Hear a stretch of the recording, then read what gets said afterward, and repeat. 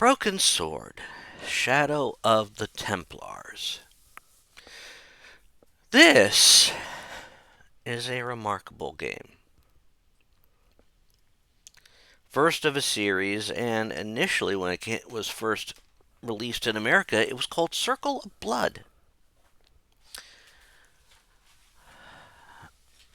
So what was this story about? Well, this also fits with the story of the original and the remastered one. Sort of fall in line very nicely. I mean, the remastered adds some scenes to it. But it tends to focus on the initial protagonist and his budding, well, the adventures that he and his budding relationship with a photojournalist plays out. Now, of course, since I played the remastered, I got to see the full story because it opens with Nicolette Collard.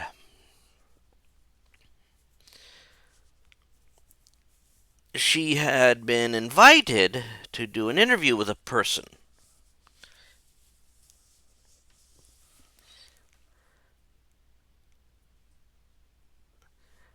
And what it turns into is this. She goes to interview this person, passing someone dressed as a mime. Right then and there, that should tell you that there's something amiss going on. At least to us Americans. Pantomime is a dying art. And they tend to creep people out.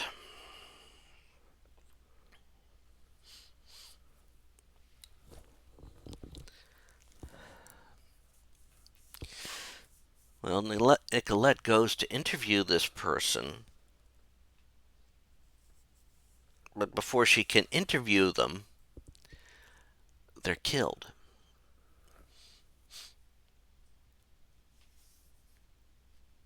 Nicole eventually learns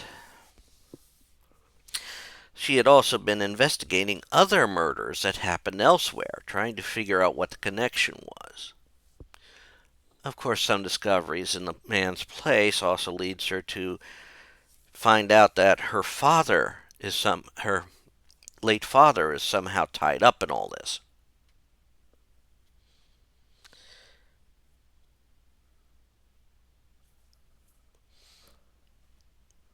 Of course, after making some of those discoveries, we then join the next day, as she was supposed to meet with a man named Blanchard, that we join a gentleman named George Stobar, who is pretty much for the most of this game, and in the original game, all of it, your avatar in the game. George is a reporter. He is actually on vacation in France. So, needless to say, the bomb goes off at the cafe he's at. He gets entwined in this mystery. What were these people? Why are these people being targeted?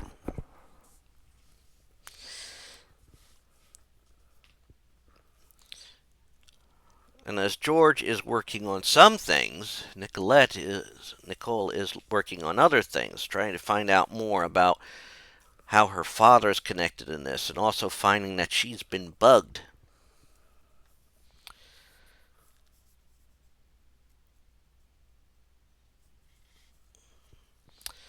What it turns out is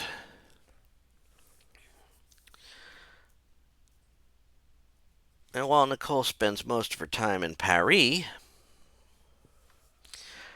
George is heading to Scotland, trying to find the people who might know something about this. And as it slowly turns out, it is linked to the Knights Templar.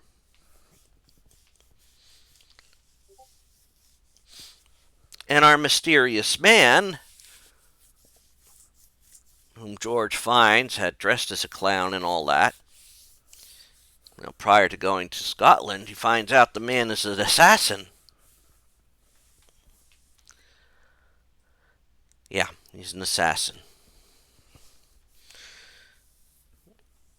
Believe it or not, and this is a game from 1996, so this is before the before things like Assassin's Creed set that up. The hostility between the assassins and the Templars and that. But as he works over,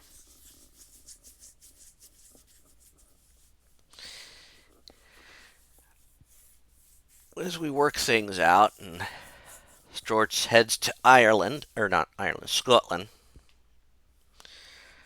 to look into the castle there, finding more hints of the Templars and the location of a rather difficult puzzle. The director's cut has simplified this puzzle, but almost every other version keeps the infamous goat puzzle in the game.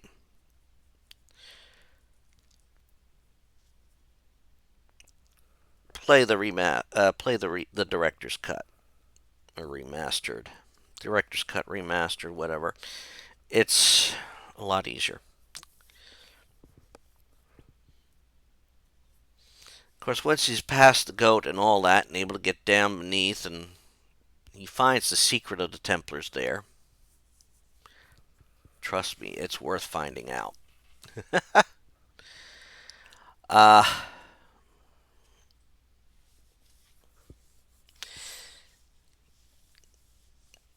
we also really begin our search for the various items to help solve mysteries and get more locations together of where these Templars. We also, when our investigations continue, we find the Templars, or the Neo-Templars, New Templars, as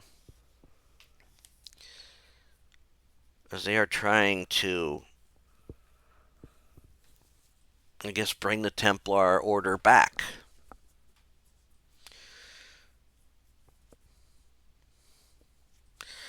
So it makes you think, and this is one of the beautiful twists. Why is this killer killing people? No, he's an assassin. He's killing Templars, or Neo-Templars.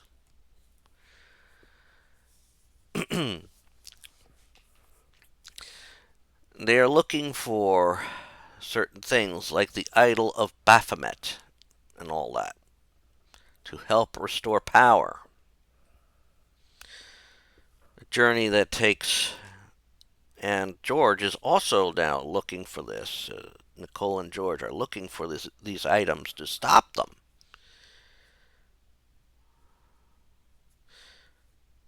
So it makes you think as you're doing your exploration. Scotland, then you go to Syria, where you have to find a cave where this information on these artifacts might be found.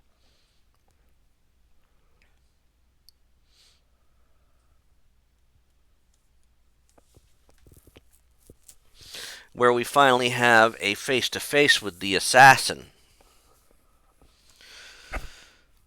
Also, that you find the Templar that went there dead because the cave that the information was in has a secret trick to it. One person has to be on the outside keeping the door open. No way to open the door on the inside.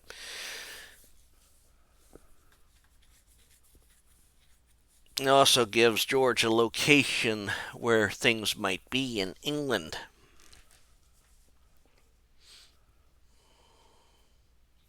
Of course, after all the ramblings to get to that cave and then escaping the assassin, George ends up going to Spain, where there is another item linking to the past and another mystery to be solved, which sort of wins George some positive points on the woman who lives there, last of her family, as well as the caretaker. He's not too thrilled to start with, dealing with George, but George manages to impress them both. So, that's George's charm, I guess. Bringing him back to Paris and investigating a church.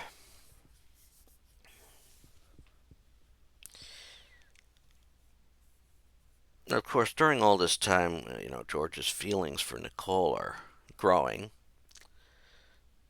I mean, especially near a near-death situation in Syria.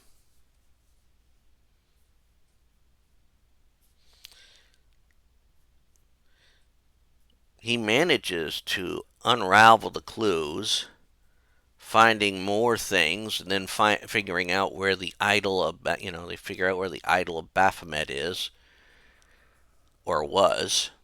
And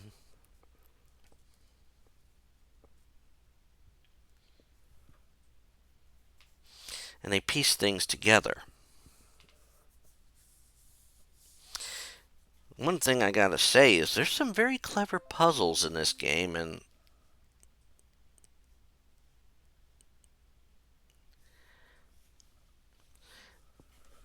of course, once we get through all that, we end up,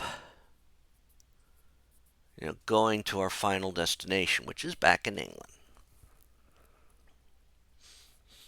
We start learning whose side everybody's on.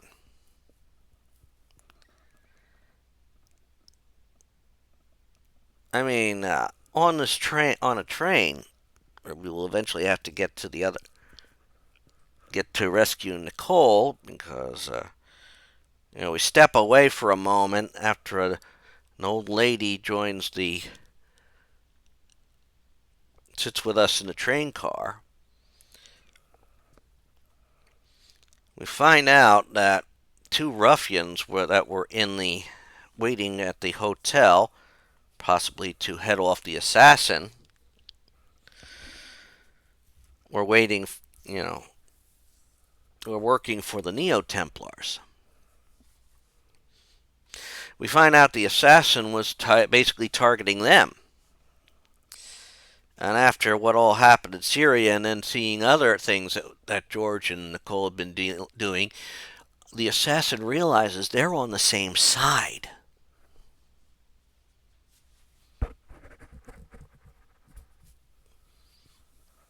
To which he provides them with something to help stop these Neo-Templars.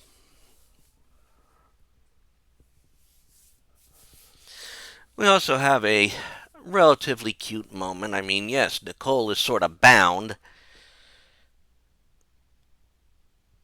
And after Syria, George sort of realizes how much he cares for her, so obviously he's going to take this chance to kiss her.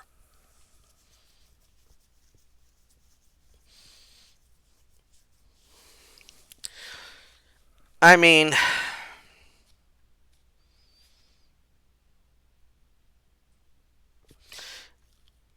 it's the safest way to do it without being slapped first after you do it. Can I fault him for doing it then? Nah, not really. I can't fault him. It's when you have that epiphany,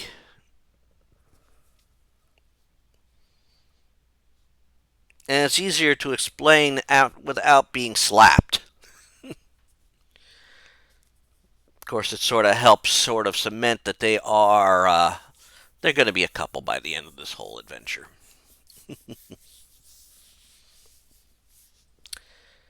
Of course, they make their way then to the place. They get there after the Templars show up, but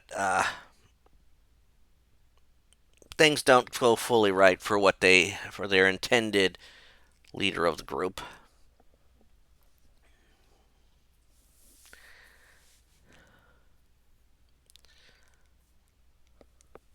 And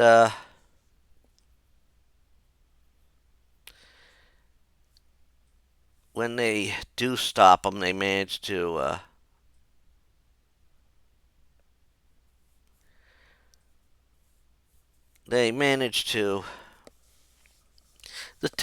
Templars offer George a position, but he rightfully declines. They escape by brilliantly using some C4 and some old gunpowder. I mean, George throws a torch on the gunpowder, hoping to start igniting an explosion, but it's too old. Nicole, however, tosses a cube of C4 that the assassin had given him.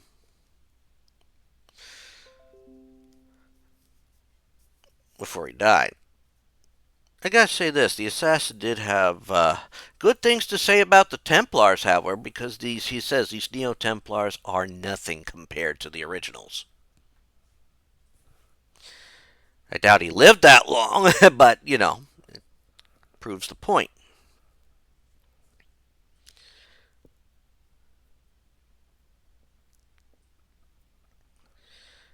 And of course, once all that is done, they return to Paris, and we see the beginning of the relationship there. I mean, you see this in the extended version, where they have the kiss.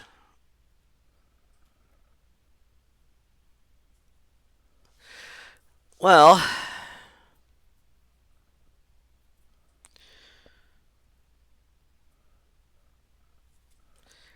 it is a fine adventure, and it should go to what the legacy of this game is. I mean, it spawned a series, which I do intend to play through. It goes down in a bit of history as, well, goes down in history with a bit of the one negative for it is the goat puzzle, which has been listed in many lists about difficult puzzles in video games. It is proof that the concept works. It is a remarkable step up for Revolution Software because I've played one of their games before, Laura the Temptress, and this was definitely way better than that. It's been praised for its voice acting too.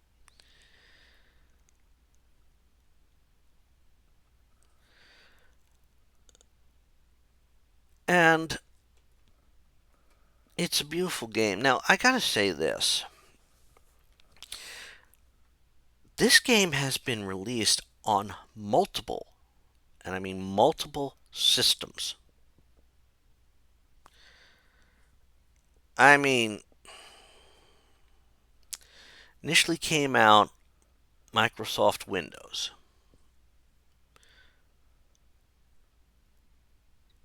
Came out on Mac OS. Came out on the PlayStation. All between its initial release in 1996 and 1998. It got a Game Boy Advance port.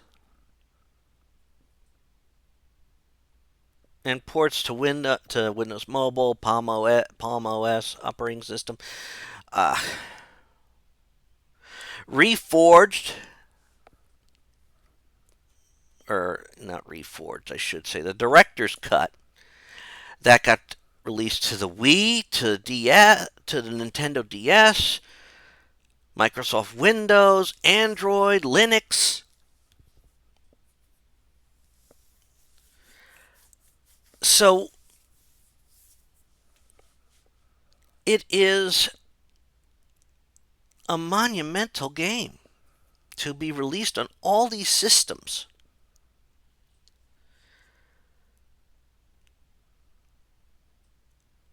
I am glad I played this now after so many years. Though, as I said, Director's Cut has an easier solution for the goat problem.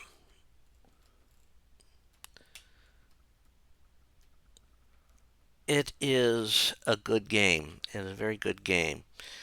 I would recommend a walkthrough, especially when you get to the goat puzzle, if you're playing the original. And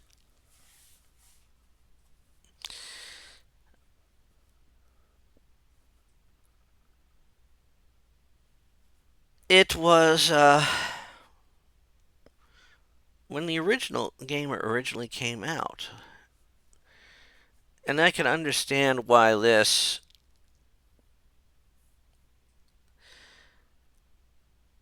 It was. Well, it was ported to America initially.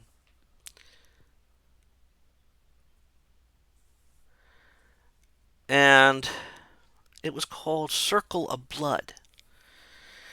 Which, I gotta say that would have definitely been a negative. That could not have helped it.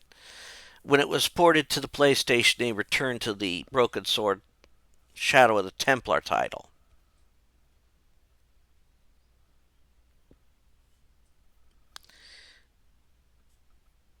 So yes, it is. It's got beautiful music.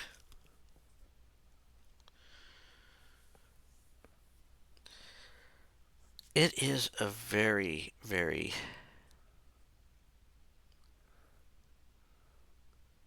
very good game.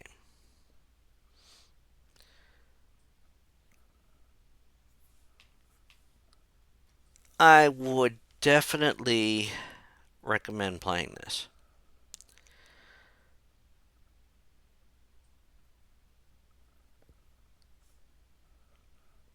And definitely, it's worth a play. I mean, I don't care if you don't like the protagonist. The stories are good. There are some people who don't like George.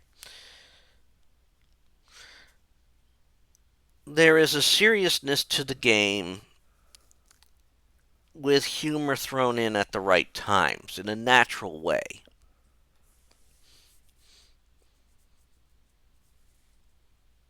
So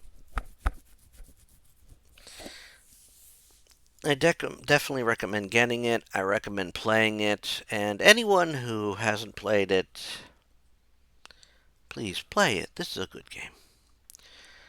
And that's all I'm going to say about Broken Sword Shadow of the Templars. Take care, all, and have fun.